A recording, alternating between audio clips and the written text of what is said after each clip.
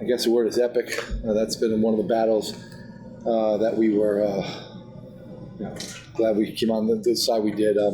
Real good football team, Dartmouth, and Coach Siemens has done a tremendous job through the years. But it's been something that I told our kids we felt was our time. We the last handful of years it's been close. We've been play here, play there, and they a very, very patient team. Took advantage of all the different things through the years. I was just so happy and proud of where our kids played, how they fought back.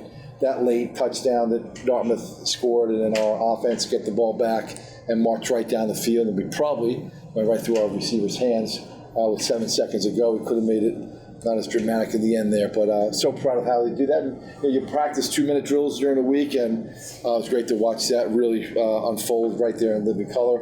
And then overtime is never pretty, and again, our defensive kids came up strong as they've done throughout the year. Then our offense, when we needed it most, our offense came through with some great runs. Trey on that third down play to get the ball down to the 1 yard line and put it there. So it makes the 6-hour trip home here a lot better. So we're happy for that. We'll start with the questions for players.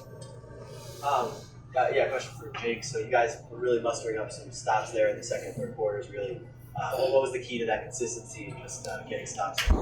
Just playing confident throughout the whole game. We knew what we can do. We're a stellar defense, playing simple.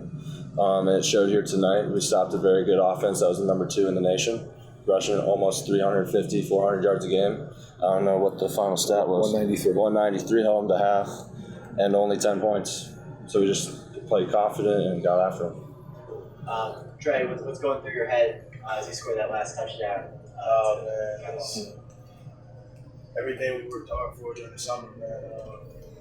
With all the guys getting up, we doing our thing, man. It's all worth it after the dubs.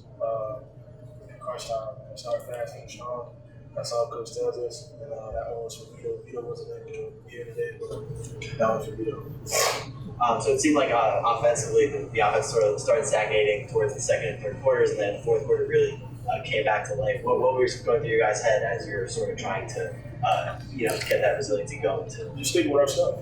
It's never what they do. It's always what we do. We shot ourselves plenty of times, and now in crunch time, we didn't stop ourselves. That's what it was. Wanted to follow up on the question for Jake. You knew what Dartmouth's game plan was going to be. You knew they loved to run the ball. You knew they had a lot of success doing it. You knew that your defense had success stopping the run. Did they pretty much do what you saw from them on film and what you expected? Or our coaches gave us a great game plan from the start of the week, and we worked at it, and we saw everything that we were expecting to see, honestly. So, yeah. Any more questions for players? Jake, what can you say about Nick Howard, the way he plays? I mean, he runs through your face if you let him. That's for sure. He's a very talented, hard-nosed football player. He's someone that it's very hard to tackle, and he's tough. Like, he took a lot of hits, got his helmet ripped off, and he's still fighting to the end. So I respect him. Coach, can you talk about the decision with 7 seconds left and no timeouts left to send your team back out and give it a shot? Yeah. If you don't, I mean, who knows? I mean, right? We're going to be Monday morning quarterback, whatever it is. I go back to the 4th down stops that they made on us early in the game, which were really pivotal of us converting into the red zone and finishing drives. We're able to do that. I got all the faith in the world in our quarterback. Our quarterback is an outstanding football player, decision maker. And we told Aiden, you got to get it out of your hands real quick. Quite frankly, it was the good call because it went into his hands, our receiver, and he dropped it. Okay, so that would have been a touchdown. We wouldn't have had to go to overtime on the stuff. But then we obviously brought our kicker in, and he did a nice job. Graham just make a nice field goal there. But a lot of decisions during the course of the game. Coach, what was your message to the team with 2 and a half roughly minutes left right before the last drive of the game? It's poise, right? You got to play with poise. You got to be resilient. You got to play with poise. You can't get too excited, highs and lows. We came into this game play it one down at a time. Okay, and I didn't say anything special. Coach Swanstrom's up in the box, and let's go do our 2-minute drill, which we do every Wednesday against ourselves, and they orchestrated it, to near perfection. Some crucial receptions and moving the ball. Every play. I mean, a number of players on that drive made some real good plays, and it was really good to see because sometimes in the last week, in the past weeks, you do some plays, but you don't see the results of it, and it was real good. Yeah, and so in the first half, there were 3 straight possessions where the offense finished with missed fourth down conversions. Let's go back to each one of them. Was different. The first one, okay, our offense was running the ball real well. So I said, let's do it. We got into a range where the ball would have been a 46, 47-yard field on the next 2, and I just thought that was a little bit out of range, and again, makeable third downs. I mean, we caught both receptions, and we came up short by a half a yard. Okay, so the play was right, call was sort of right from our thing, but we didn't come up with it. Could have made it, stretch it out a little bit more. I truly felt going in, if we could get up on them early in a couple points. Nick Howard was a tremendous runner with the thing, but again, that's his game, the running game. If you can get them into passing downs, which our defense is able to do today, then that becomes you take his big asset, which is his legs, away from him. Tremendous player, though. Coach, it's like 4.2 yards per carry for Dartmouth, which is nowhere near what you can allow coming in. But I feel like you'd still have to be pleased, even though they did break a few ones. Yeah, it's bend but don't break, and that's what our defense did the whole first half. You run the ball enough, you're gonna pop through on a crease. Okay, they practice too, they work hard too. They try to push people out of piles, and they did that at times. We bend but didn't break, and again went into it. I think we were now up to maybe 8 or 9 straight quarters. We hadn't given a touchdown until that fourth quarter, okay, on the season so far. So almost, close to 3 total games, we didn't get up a touchdown. And our defense has been playing that type of very, very stingy. Come up with the big plays when you needed to do it. And again, we did that again in the overtime there. Forced them into the field goal, and obviously made a great play on it.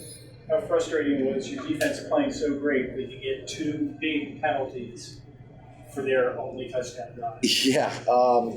Again, the first one, it was a bang against Kendra Smith. The other one on the quarterback, I don't understand the penalty, the rough of the penalty. The referee said he landed on him. What is he supposed to do? Is he's tackling the man? He's supposed to, avoid him in the middle of the tackle?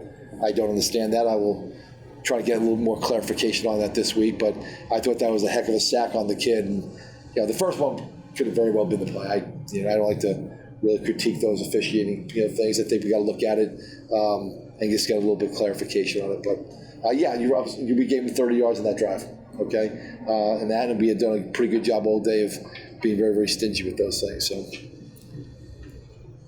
any more questions for Coach Brewer? Yeah. Sure. Did I see Billy were going out there playing for Dartmouth? Does he remind you of Billy? I tell you, if you know Billy, my bad. Billy was incredible that way. Probably threw the ball a little bit more with Billy. Okay, back in those days. So again, and the other thing too, I would say is, Nick is doing it. Their offense again. I'm going to go back and date myself, but it's almost like the single wing out there. I mean, it's like the single wing. It is the epitome of Wildcat quarterback, where there's a lot of lead misdirection going on, people pulling every angle. I know Keith Clarkwell, the old line coach, they got everybody pulling, and you have no idea. Guys on the left have to take care of things, guys right got to take care of things, which is great. Billy, we never run in that style. Billy back in those days was I formation, running a power, and then it was a bootleg. We get on the corner and run, or some option on third down. We didn't run them like there. Billy would love this offense that they're running. Let me put it that way. There's no doubt. Anyone else? Did you see their long field goal attempt? Could you tell where it went, and what was your heart doing? Over the goalpost? No, not the extra point. The 47-yard field goal attempt down this end. There's one that was wide left. Yeah. Yeah. It was wide left. I mean, again, I hadn't seen many attempts on the year. That's a long kick. I mean, that's. That ball, I did see the ball squirrel over that upright. I cheered. I knew. I sort of think over upright. Hate to say it, but I did. that replay stuff.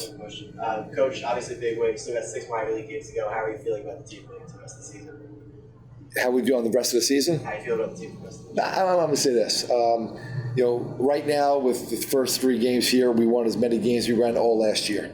Okay, we spoke as a football team that we wanted to get better week by week. Okay, our kids from December 1st, okay, to now have done an incredible job. With leadership, with discipline, with trust, and I think that's the most important part. They care about each other, care what the coaches think and say, and that's what it's all built upon right now. That's a real good group of kids, and the only thing we're worried about is having a safe trip home, staying out of the way of Ian as it's coming up. Give the kids off Saturday and Sunday and come back with a great workout on Monday, go down to Georgetown and play Georgetown. The rest of the season, the rest of the season. We don't scoreboard and watch. We'll worry about what we have to do. And it looks like another good day where we didn't get anybody seriously hurt, which has been really, really critical for us. What message do you think this win sends to the rest of the Ivy League? Did you give them the preseason favorite? What I think it sends the rest of the Ivy League? Yeah, did you give them the preseason favorites? Yeah, well, here's the messages. I don't think anybody gave us a chance today, okay, to win the football game today. People that were writing stories were not giving us Quakers a chance. Okay, so the message, okay, we're 3-0 and get ready to play game number 4. I'll let them derive whatever message they want from it.